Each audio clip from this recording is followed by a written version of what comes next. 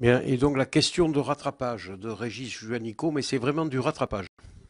Excusez-moi, Monsieur le Président, moi aussi j'étais dans une autre commission aux affaires européennes juste avant.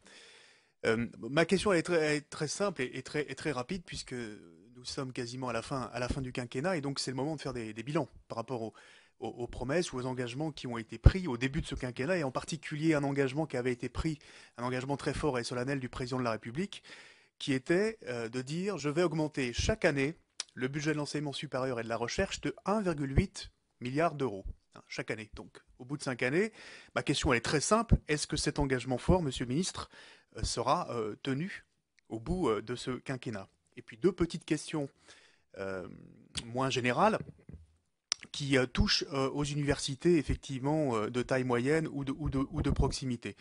On a concentré les moyens financiers essentiellement ces dernières années sur les pôles d'excellence, y compris aussi sur les presses, et on voit que les taux d'insertion professionnelle, on a d'excellents résultats sur un certain nombre de pôles universitaires de proximité, je pense à Chambéry ou à La Rochelle ou à d'autres villes que je ne citerai pas par pudeur, mais Saint-Étienne aussi.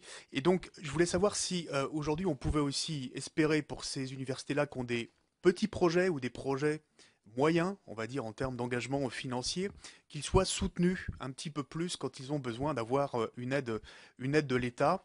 Et je crois que ça serait bienvenu. Et puis enfin, par rapport aux universités qui sont passées à l'autonomie, ces dernières années, est-ce que vous allez prendre en compte l'évolution de la masse salariale dans les critères d'attribution des dotations à ces universités? C'est une demande qui nous remonte très fort des universités.